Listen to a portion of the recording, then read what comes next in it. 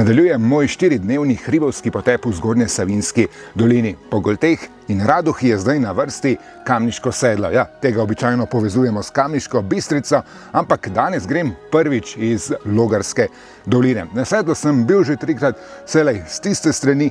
Iz te je pot nekoliko krajša, ampak zahtevnejša. Ob slapu Rinka najprej do Okrešlja, tam sem že bil, nato pa se začne tisti zahtevnejši del, ko bo treba nadeti tudi čelado.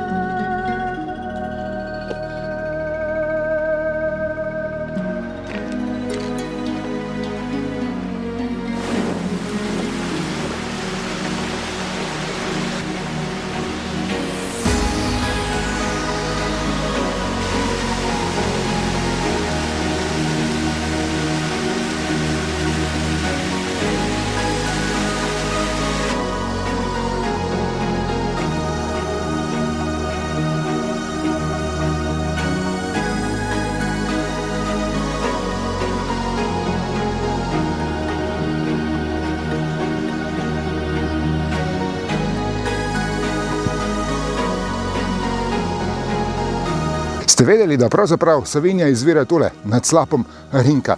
Vode trenutno ni veliko, tudi spodaj v Logarski dolini kar ponikne vprot. Težko si je predstavljati, kako enormne količine vode tule tečejo ob večjih ujmah, da kar nese dol na kubike kamenja in skalovja. Mislim, da je bila tale pot zaprta ter nato obnovljena vsaj 2-krat v zadnjem desetletju. Slaba ura je vzpona tule do Okrešlja, 350 višinskih metrov, tak stopničast vzpon. Koča Frišaufov dom je tule pogorela leta 2019, zdaj pa gradnja novega že nekaj let stoji. Je pa občasno odprta tule vsaj brunarica, tako da se v koncih tedna zagotovo dobi kakšna pijača in pa kakšno okrepčila. Zdaj pa se začne zame nov del ture, kjer še nisem bil, tjale gor na Kamniško sedlo. Ja, zgleda kar taka navpična stena, me zanima, kje gre pot.